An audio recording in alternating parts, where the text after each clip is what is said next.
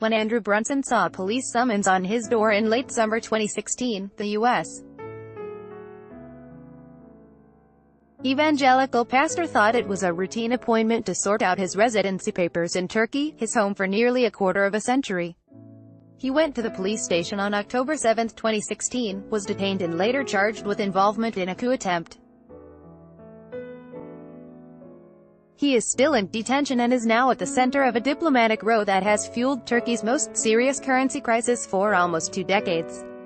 Sponsored, obviously he was more than surprised to be detained, Brunson's lawyer, Ismail Cem Halavert, told Reuters in an interview on Friday.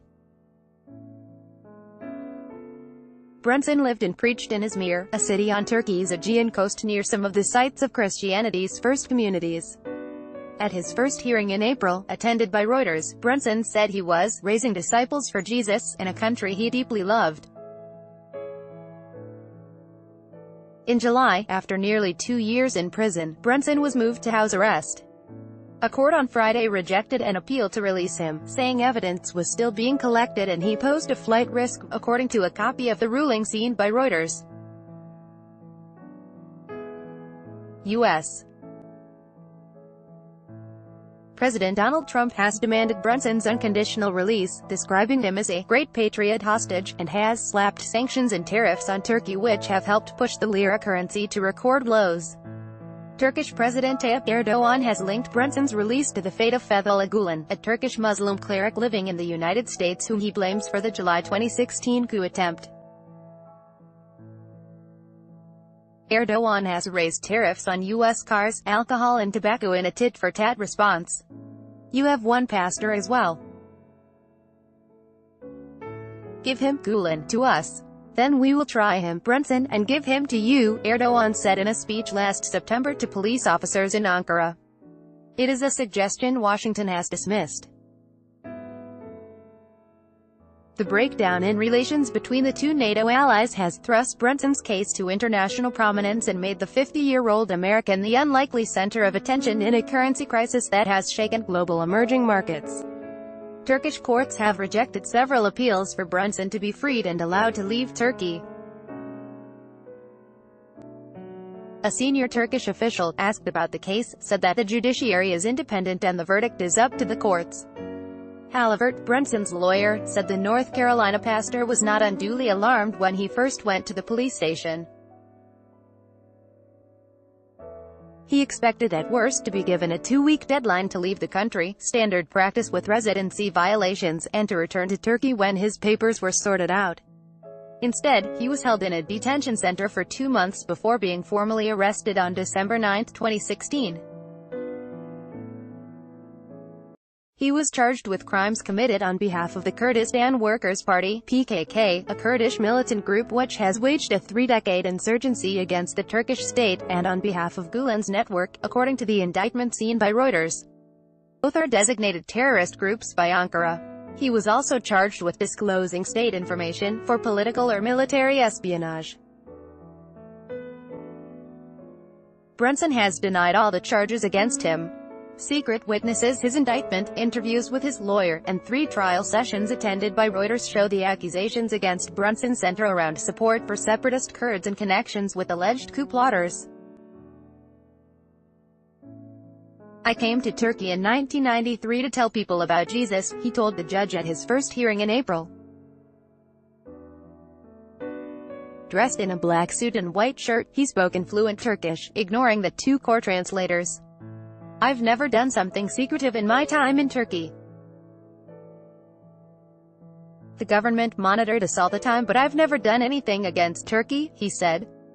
Judge told Brunson he was not on trial for carrying out missionary activities but to face the charges against him. Prosecutors questioned why he traveled hundreds of miles from his church on Turkey's western coast to the mainly Kurdish southeast interior, where the PKK is active. Messages on his phones, travel details, testimony from his congregation and what the indictment refers to as 3 secret witnesses, codenamed Prayer, Fire, and Meteor, were cited in evidence against him. The indictment cites GPS data showing trips to Suruç, near the Syrian border, and the mainly Kurdish city of Diyarbakir, as well as a meeting in 2010 with a man described by one of the secret witnesses as a U.S. Special Forces soldier. Brunson said his trips to Kurdish areas were to help refugees who had escaped war in neighboring Syria. "I do not accept that. I acted in accordance with PKK targets. We wanted to convert Syrian refugees coming to Izmir. I do not differentiate between their ethnic identities," he said.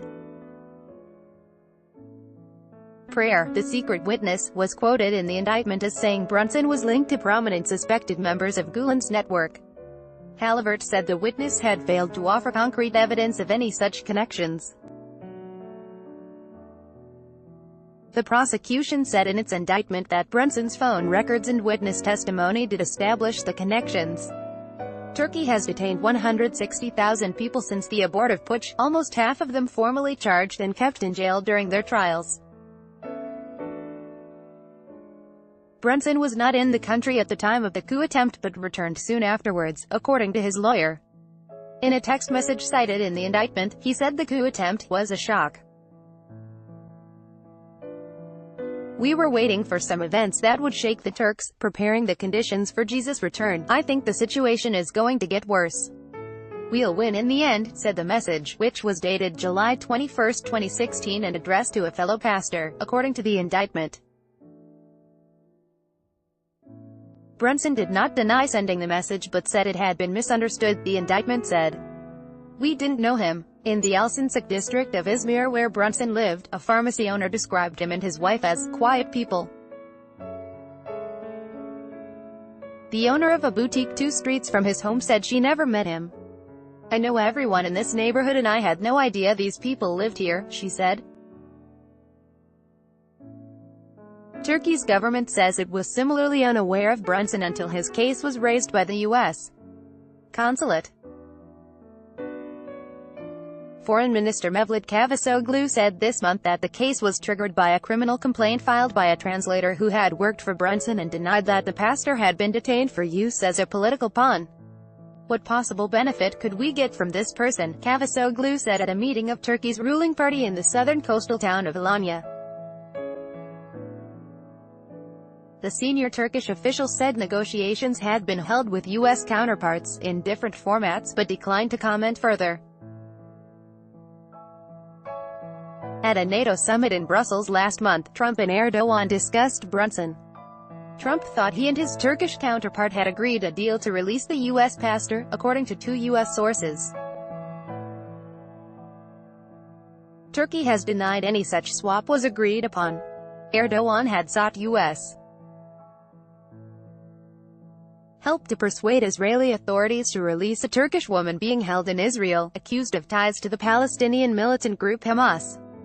In exchange, Ankara would release Brunson, a senior White House official said.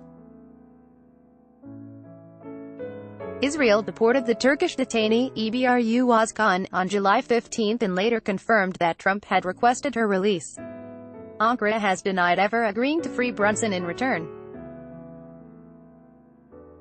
Brunson's transfer to house arrest 10 days later was deemed too little, too late by Washington, and a phone call between the 2 leaders on July 26 did not go well, according to the U.S. official. Hours later, Trump announced sanctions against 2 Turkish government ministers. "They should have given him back a long time ago, and Turkey has in my opinion acted very, very badly," Trump told reporters at the White House on Friday, referring to Brunson. Brunson's next court hearing is scheduled for October.